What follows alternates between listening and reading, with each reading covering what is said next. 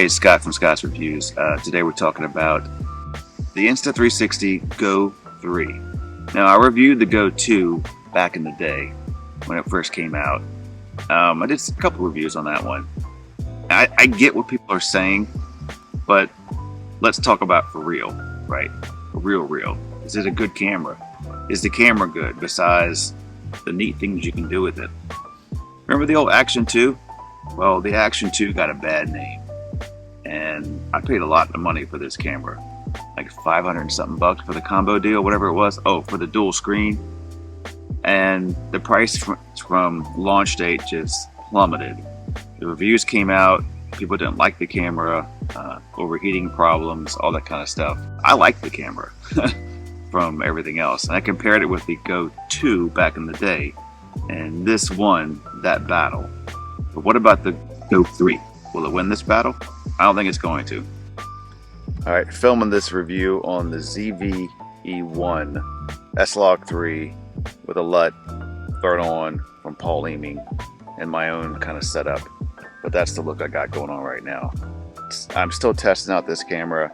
I will do several reviews on this camera, the ZV-E1. I'm going to break down some of the features, some of the fancy stuff it does, like all the built-in LUTs you can throw on it, and S-Log 3 and S-Cinetone and all the fun stuff that make it a little more complicated to break out this camera. It's kind of like having a Jeep Rubicon if you're driving just on the pavement. It does a lot, so you need to really dive into it to take full advantage of the camera. So I'm not there yet when it comes to explain that to you guys, so I need to get more familiar with it so I can better explain it in a more easy to understand way. Alright, today we're talking about the new released Insta360 Go 3. All the subscriber reviews came out. Everyone loved the size and form factor, what you can do with the camera. You can wear it on your hat, all that kind of stuff. I agree, it is a fun camera to use, and it gets very different shots than any other camera you can find like that because it's so small. But what about the old Action 2? We all forgot about this guy. If you're not familiar with this camera, this is a 4K 120 frames per second small camera that has two pieces to it, right? It's got the bottom piece and it's got the top piece. This also has a magnetic mount that could stick on your chest, a car, anything magnetic, you can do that and just use the top piece. The top piece has its own battery, has its own memory storage, which then can transfer from the top to the bottom. So how I use this camera, or when I did use this camera, I would mount it to my chest. I'd walk around on vacation, leave it mounted. I'd record some on my chest if I wanted to. If I saw a shot I wanted to take, I'd pull off, take the video, put it back on my chest. It's a good backup camera to have always with you like that, right? So I kind of like stopped using it because I got the GoPro Hero 11 and I found that footage a little bit better. So I've been using that more often. And it just does have problems with heat. It has problems with battery and it's not lasting as long as you would want it to. So this video is mainly about the folks out there that are seeing all the reviews on the Insta360 Go 3 and you're like, man, I want that camera, it's nice. It's like 400 and something bucks, but I can do so much with it. It's got a little bass and all that kind of stuff. Before you go out and buy that camera, I think you need to look at the Action 2. Reason being, what is the end result? The end result is the footage that you're going to use. How good is it? Is it clear? Does it satisfy what you want? All that kind of stuff. And this 4K footage, to me, is better. A lot better. It's crispier. It's got more contrast. So you can do everything on this camera right here on the screen. You can see this or not. All your adjustments, all your settings, everything on this little device right here. With the Insta360 Go 2 and the Go 3, you're going to have to put it in its base and then adjust settings that way, or you use your phone. So if you just have the white pendant on, just the camera itself, you can't really adjust anything. And you're not 100% sure that's even on sometimes. I had to put on dynamic stabilization because now I'm walking. Let's talk about the reason why I bring this up again versus the Go 3. Price. Woo. There's a difference in the price. If you really want a small camera like this to mount on your chest, to do all the fun things it can do like the Insta360 can do, this is a cheap option. I'm talking $100 to $160 price on eBay where you can find this thing. That's why I haven't sold my camera. I've been having it sit around, and I don't like cameras just sitting around and not doing anything. I prefer to sell them and then move on to something else. But the price that I paid for it and what it's dropped to is so dramatic for me that it's not even worth selling. Because basically I'll get about $100 out of the deal after fees on eBay. What is the point? So just keep it and have it for a backup when you may want to use it, because I did like this camera on vacation. I mean, just to put it right on your chest and mount it, not think about it, and it's so freaking small. And that can be mounted right to your chest like that, or anything else, right? So it's magnetic. It's one of the first ones that come up with the magnet game.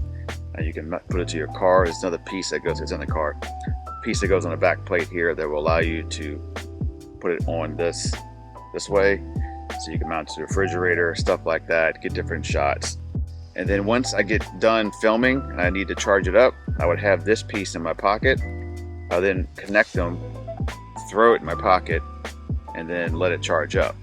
Also, if you're running out of memory on here, you just hit a button and tell this throw the data from this camera onto your SD card here.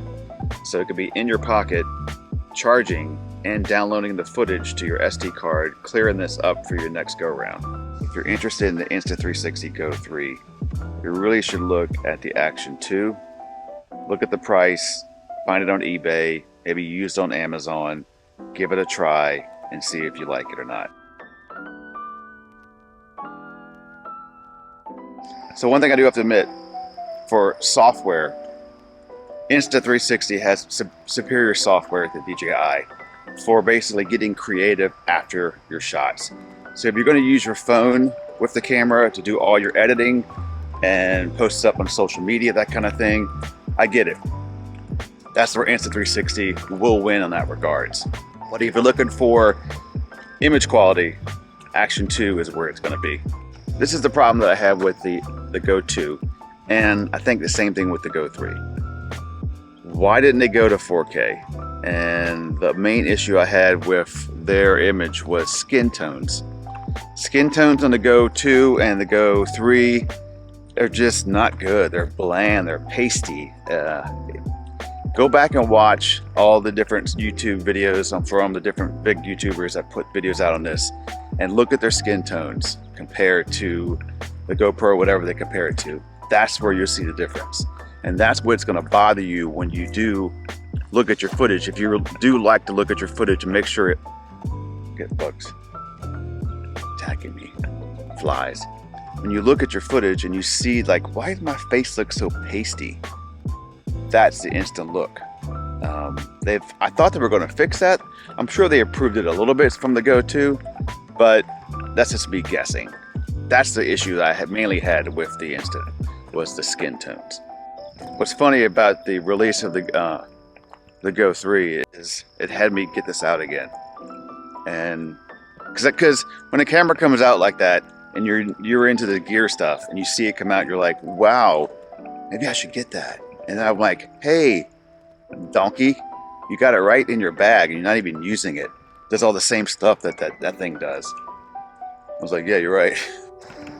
This is Patuxent over in Maryland is where I'm at.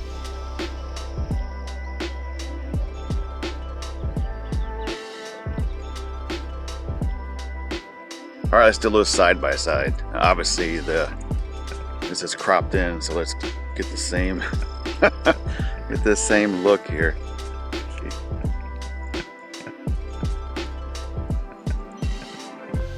Now let's spin it around. Handheld, one hand each. Action 2, $160 camera nowadays versus a $2,200 camera. It looks better.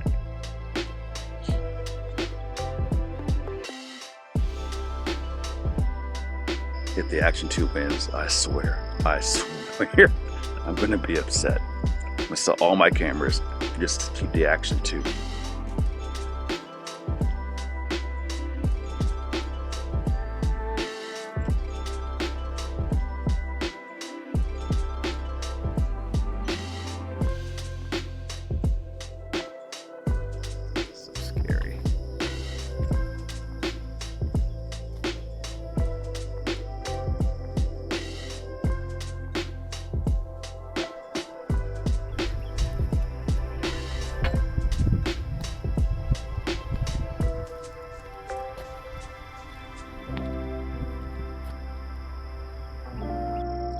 So one thing I need to give credit for on Insta for the Go 3 is the ability to take the camera out, put it somewhere, and then the camera connects to the screen automatically. And that's really helpful. So if you do, because you do put this camera in weird positions, you really can't tell besides like, I think it's going to be in frame. Now you can have that screen right there going, yep, good to go. You can't do that on the Action 2. So it's got to be actually connected for you to see that front screen. So do I think DJI will ever come out with an update for this camera? No. I think they concluded that it was a mistake and they would never do that again. That's why they have the Action 3. And I think people really like that camera so far. I already have the GoPro 11, so not interested in that one. All right, let's end it off with some photos here. But other than that, stick around for the ZV-E1 videos coming up shortly. Have a good day.